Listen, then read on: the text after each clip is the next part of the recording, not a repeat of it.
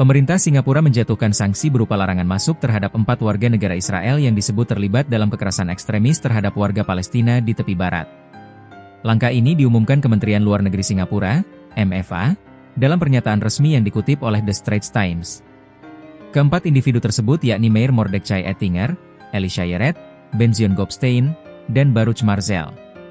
MFA menyatakan bahwa tindakan kekerasan yang dikaitkan dengan keempatnya dinilai mengancam stabilitas kawasan serta bertentangan dengan upaya internasional menuju solusi dua negara.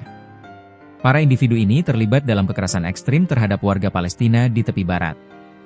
Tindakan semacam ini melanggar hukum, merusak, dan mengancam solusi dua negara, tulis MFA. Larangan ini menjadi salah satu tindakan paling tegas Singapura terhadap aktor non-negara yang dinilai mengancam perdamaian regional. Pemerintah juga menegaskan posisinya bahwa stabilitas di kawasan harus dijaga melalui langkah damai dan penghormatan terhadap hukum internasional. Latar belakang para individu yang dikenai sanksi. Sejumlah laporan internasional menyebut 4 nama tersebut memiliki hubungan dengan kelompok sayap kanan ekstrim di Israel. Mereka juga kerap dikaitkan dengan tindakan kekerasan terhadap warga Palestina di tepi barat. 1. Meir Mordechai Ettinger. Ettinger, 34 tahun, dikenal sebagai cucu dari Meir Kahane, seorang rabi kelahiran Amerika Serikat yang memimpin gerakan politik kontroversial di Israel. Kahane pernah mendirikan Kach, partai yang kemudian dilarang pemerintah Israel karena dianggap ekstrim.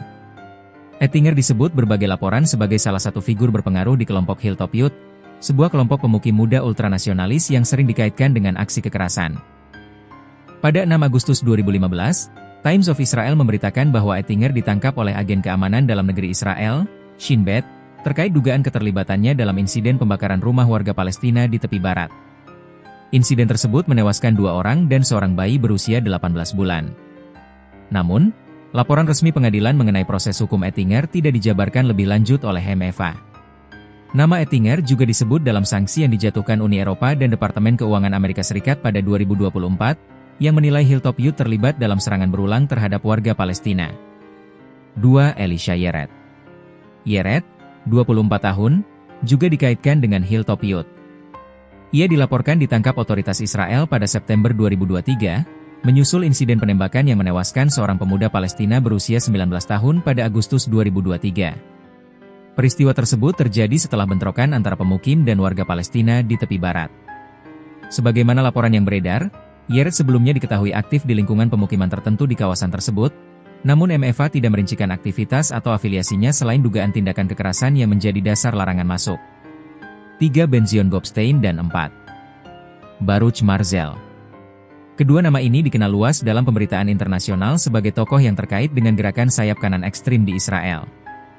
Dalam laporan sejumlah media, keduanya pernah terlibat dalam organisasi yang dianggap kontroversial di Israel dan sejumlah negara barat. Namun, MFA tidak menyebutkan secara rinci tindakan spesifik yang memicu sanksi, selain menyatakan bahwa mereka terlibat dalam aktivitas yang merusak upaya menuju penyelesaian damai. Posisi Singapura terhadap konflik Israel-Palestina.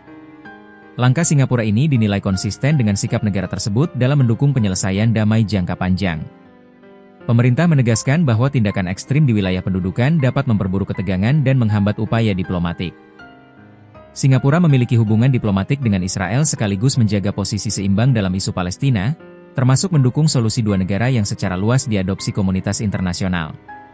MFA menekankan bahwa tindakan sanksi ini tidak ditujukan kepada Israel sebagai negara, melainkan kepada individu yang disebut terlibat dalam aksi yang bertentangan dengan prinsip hukum dan perdamaian. Tekanan internasional terhadap kekerasan di tepi barat.